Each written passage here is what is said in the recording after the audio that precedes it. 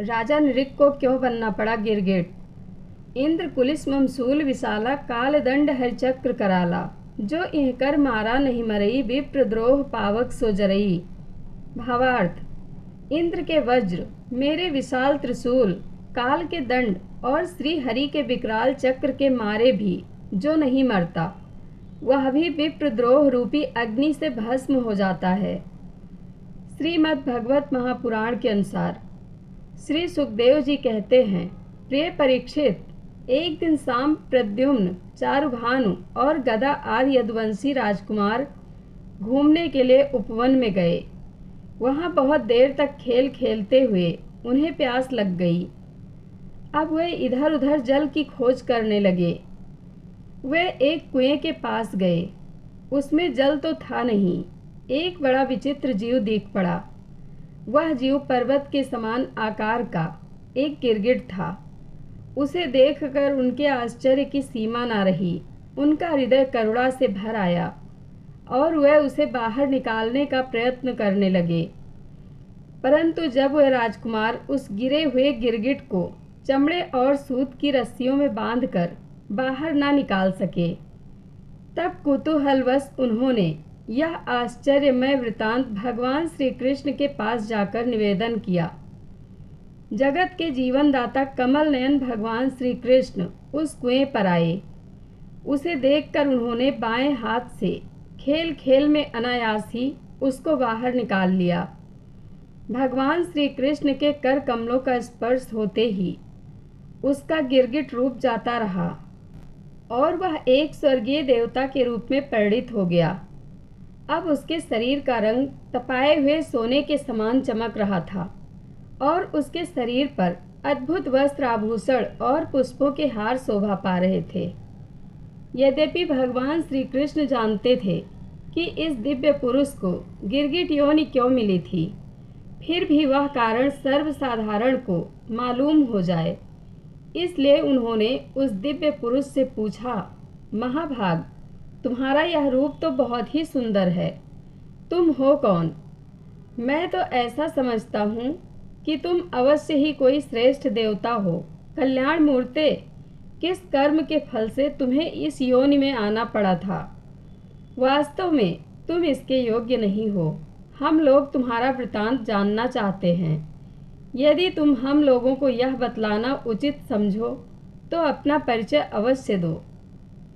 श्री सुखदेव जी कहते हैं, परीक्षित, जब अनंत मूर्ति भगवान श्री कृष्ण ने राजा नृग से इस प्रकार पूछा, तब उन्होंने अपना सूर्य के समान जज्वल्यमान मुकुट झुकाकर भगवान को प्रणाम किया और वे इस प्रकार कहने लगे।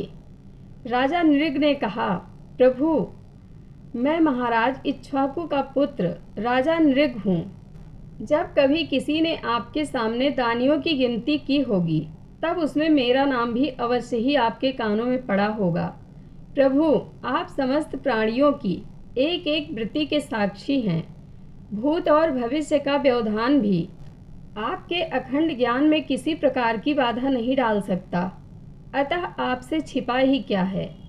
फिर भी मैं आपकी आज्ञा का पालन करने के लिए कहता हूँ। भगवान, पृथ्वी में जितने धूलिकण हैं, आकाश में जितने तारे हैं और वर्षा में जितनी जल की धाराएं गिरती हैं, मैंने उतनी ही गौएं दान की थी। वे सभी गौएं दुधार, नौजवान, सीधी, सुंदर, सुलक्षणा और कपिला थीं। उन्हें मैंने न्याय के धन से प्राप्त किया था। सबके साथ बछड़े थे। उनके सींगों में सोना मढ़ दिया गया था और खुरों में चांदी। उन्हें वस्त्रहार और गहनों से सजा दिया जाता था।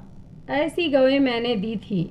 भगवान, मैं युवावस्था से संपन्न श्रेष्ठ ब्राह्मण कुमारों को, जो सद्गुणी, शील संपन्न, कष्ट में पड़े हुए कुटुंब वाले, दंभ रहित तपस्वी, वेद पाठी, शिष्यों को विद्या दान करने वाले तथा सचरित्र होते वस्त्राभूषण से अलंकृत करता और उन गौओं का दान करता। इस प्रकार मैंने बहुत सी गौएं, पृथ्वी, सोना, घर, घोड़े, हाथी, दासियों के सहित कन्याएं, तिलों के पर्वत, चांदी, सैया, वस्त्र, रत्न, गृह सामग्री और रथ आदि दान किए। अनेकों यज्ञ किए और बहुत से कुएं बावली आदि बनवाए। एक दिन किसी अप्रतिग्रही तपस्वी ब्राह्मण की एक गाय बिछुड़कर मेरी गौओं में आ मिली। मुझे इस बात का बिल्कुल पता न चला, इसलिए मैंने अनजान में उसे किसी दूसरे ब्राह्मण को दान कर दिया। जब उस गाय को ब्राह्मण ले चले तब उस गाय के असली स्वामी ने कहा, यह गौ मेरी है। दान ले जाने वाले ब्राह्मण ने कहा, यह तो मेरी है, क्योंकि राजा नृग ने मुझको इसका दान किया है। वह दोनों ब्राह्मण आपस में झगड़ते हुए अपनी अपनी बात कायम करने के लिए मेरे पास आए। एक ने कहा, यह गाय अभी अभी आपने मुझे दान दी है, और दूसरे ने कहा कि यदि ऐसी बात है तो तुमने मेरी गाय चुरा ली है। भगवान, उन दोनों ब्राह्मणों की बात सुनकर मेरा चित्त भ्रमित हो गया। मैं धर्म संकट में पड़कर उन दोनों से बड़ी अनुनय विनय की और कहा कि मैं बदले में 1,00,000 उत्तम गौएं दूंगा। आप लोग मुझे यह गाय दे दीजिए। मैं आप लोगों का सेवक हूँ। मुझसे अनजाने में यह अपराध बन गया है। मुझ पर आप लोग कृपा कीजिए और मुझे इस घोर कष्ट से तथा घोर नरक में गिरने से बचा लीजिए। राजन, मैं इसके बदले में कुछ नहीं लूँगा। यह कहकर गाय का स्वामी चला गया। तुम इसके बदले में 1,00,000 ही नहीं 10,000 गौएं और दो तो भी मैं लेने का नहीं। इस प्रकार कहकर दूसरा ब्राह्मण भी चला गया। देवाधिदेव जगदीश्वर, इसके बाद आयु समाप्त होने पर यमराज के दूत आए और मुझे यमपुरी ले गए। वहाँ यमराज ने मुझसे पूछा, राजन, तुम पहले अपने पाप का फल भोगना चाहते हो या पुण्य का? तुम्हारे दान और धर्म के फल स्वरूप तुम्हें ऐसा तेजस्वी लोक प्राप्त होने वाला है जिसकी कोई सीमा नहीं है। भगवान, तब मैंने यमराज से कहा, देव, पहले मैं अपने पाप का फल भोगना चाहता हूँ। और उसी क्षण यमराज ने कहा, तुम गिर जाओ। उनके ऐसा कहते ही मैं वहाँ से गिरा और गिरते ही समय मैंने देखा कि मैं गिरगिट हो गया हूँ।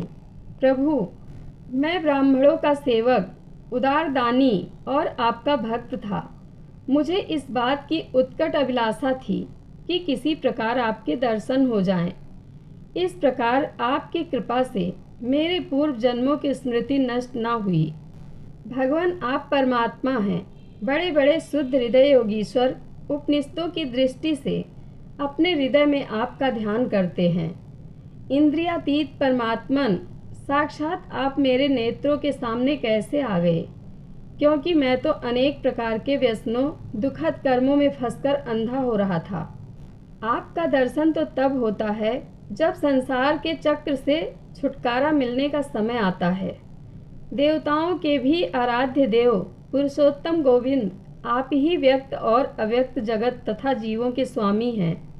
अविनाशी अच्युत, आपकी कीर्ति पवित्र है। अंतर्यामी नारायण, आप ही समस्त वृत्तियों और इंद्रियों के स्वामी हैं। प्रभु श्री कृष्ण, मैं अब देवताओं के लोक में जा रहा हूँ। आप मुझे आज्ञा दीजिए।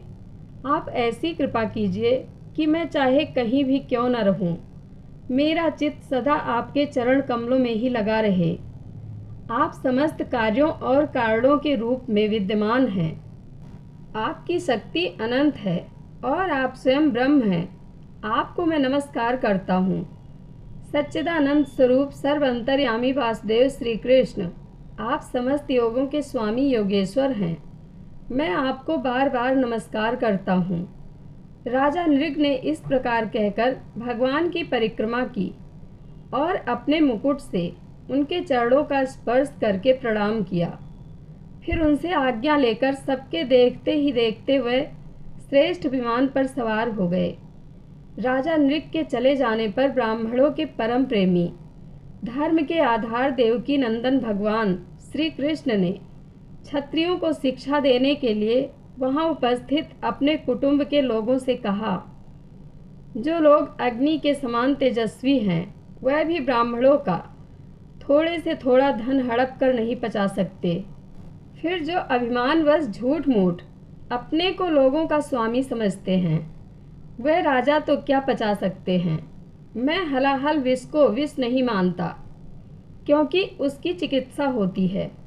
वस्तुतः ब्राह्मणों का धन ही परम विष है।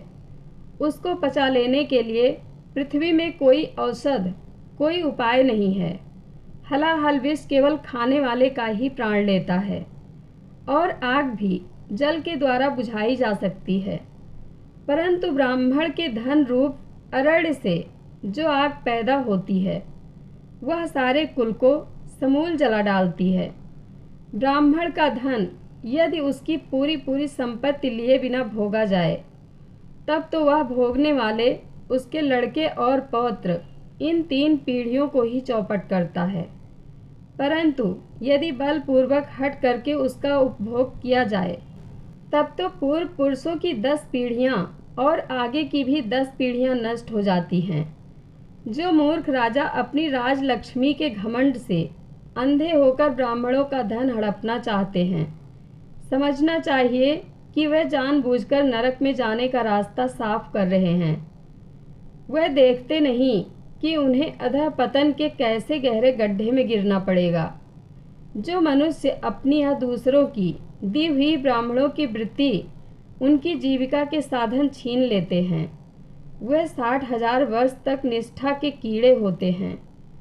इसलिए मैं यही चाहता हूँ कि ब्राह्मणों का धन कभी भूल से भी मेरे कोष में ना आए, क्योंकि जो लोग ब्राह्मणों के धन की इच्छा भी करते हैं, उसे छीनने की बात तो अलग रही, वह इस जन्म में अल्पायु शत्रुओं से पराजित और राजभ्रष्ट हो जाते हैं, और मृत्यु के बाद भी दूसरों को कष्ट देने वाले सांप ही होते हैं।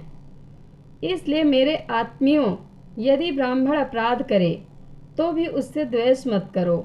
वह मार ही क्यों न बैठे, या बहुत सी गालियां या श्राप ही क्यों न दे, उसे तुम लोग सदा नमस्कार ही करो। जिस प्रकार मैं बड़ी सावधानी से तीनों समय ब्राह्मणों को प्रणाम करता हूँ, वैसे ही तुम लोग भी किया करो।